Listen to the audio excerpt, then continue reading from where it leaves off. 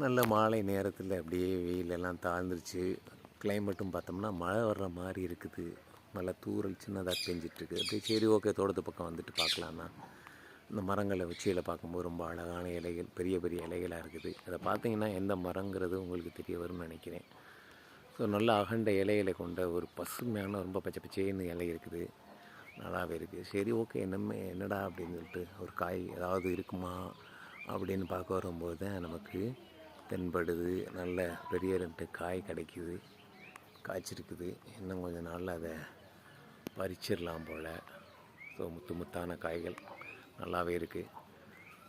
2 தான் கிடக்குதா அப்படின்னு பார்த்தோம்னா அதுக்கு மேல் அதில் இன்னும் ஒன்றும் கிடக்குது. தெரியுதா உங்களுக்கு?